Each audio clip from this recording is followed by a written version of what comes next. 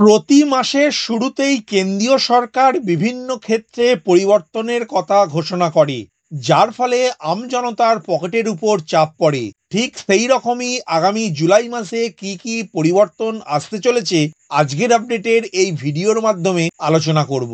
নমস্কার বন্ধু, আপনাদের সাথে আমি অনিমেষ। আপনারা এখন দেখছেন কুন্ডু টেলিকম ইউটিউব চ্যানেল। চলুন শুরু করা যাক আজকের আপডেটটি।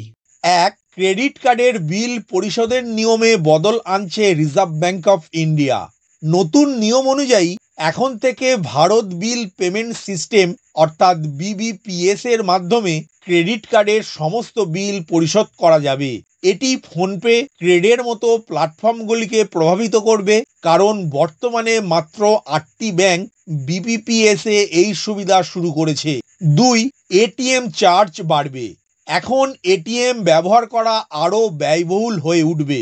আইসিআইসিআই ব্যাংকের গ্রাহকরা যদি মাসে 3বারের বেশি অন্য ব্যাংকের এটিএম থেকে টাকা তোলেন, তবে অতিরিক্ত লেনদেনের জন্য চার্জ করা হবে। আর্থিক লেনদেন অর্থাৎ নগদ তোলার ক্ষেত্রে চার্জ হবে 23 টাকা। নন ফিনান্সিয়াল অর্থাৎ ব্যালেন্স চেকের জন্য দিতে হবে 8 টাকা 50 পয়সা। তিন, আধার প্যান কার্ড লিঙ্ক বাধ্যতামূলক। নতুন প্যান কার্ড বানাতে আধার কার্ড বাধ্যতামূলক করা হয়েছে। আপনার যদি ইতিমধ্যে প্যান এবং আধার উভয়ই থাকে, তবে সেগুলিকে লিঙ্ক করা গুরুত্বপূর্ণ। এজন্য 2025 সালের 31শে ডিসেম্বর পর্যন্ত সময় দেওয়া হয়েছে।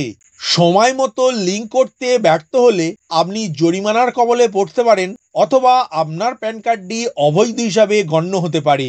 চার, এইচডিএফসি ব্যাংক ক্রেডিট কার্ড ব্যবহারকারীদের জন্য কিছু নতুন চার্জ চালু করেছে।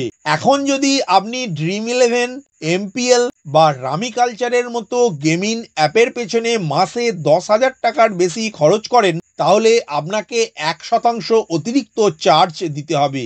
পেটিএম, মোবিকুইক এবং ফ্রিচার্জের মতো ওয়ালেটেও 10,000 টাকার বেশি লোড করলে একই ফি নেওয়া হবে।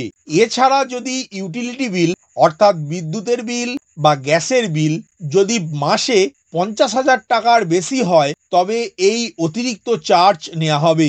একই সঙ্গে মাসে 15,000 টাকার বেশি জ্বালানি বাবদ খরচ করলে 1% চার্জ দিতে হবে। পাঁচ, রেলের ভাড়া বৃদ্ধি। যাত্রী ভাড়া বাড়তে চলেছে ভারতীয় রেলে। করোনা মহামারীর পর এই প্রথম ভাড়া বাড়ছে। নন এসি স্লিপার জেনারেল ক্লাসে 1 পয়সা প্রতি কিমি, এসি কোচে 2 পয়সা প্রতি কিমি। দ্বিতীয় শ্রেণীর ভ্রমণে 500 কিলোমিটার পর্যন্ত কোনো ভাড়া বৃদ্ধি হবে না। 500 কিলোমিটারের পরে দ্বিতীয় শ্রেণীর যাত্রায় 50 পয়সা প্রতি কিমিতে। মাসিক সিজন টিকিটে এবং শহরতলির ট্রেনের ভাড়া অপরিবর্তিত থাকছে। 6, ট্রেনের টিকিট বুকিংয়ে বাধ্যতামূলক ওটিপি। এবার থেকে তৎকাল টিকিট বুকিংয়ের জন্য মোবাইলে আসবে ওটিপি, যেটি হবে আধার ভিত্তিক। ওটিপি ভেরিফিকেশন ছাড়া বুকিং সম্পন্ন হবে না।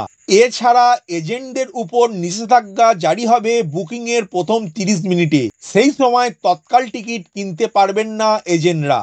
ভিডিওটি প্রথম থেকে শেষ পর্যন্ত দেখার জন্য ধন্যবাদ। এই ইনফরমেটিভ আজকের আপডেটটি আপনার বন্ধু ও পরিচিতদের জানাতে বেশি বেশি করে শেয়ার করবেন, আর অবশ্যই কমেন্ট করবেন ভিডিও সম্বন্ধে আপনার কোনো ডাউট বা জিজ্ঞাসা থাকলে, এবং আপনার কোনো মতামত জানাবেন। ভালো থাকবেন, সুস্থ থাকবেন।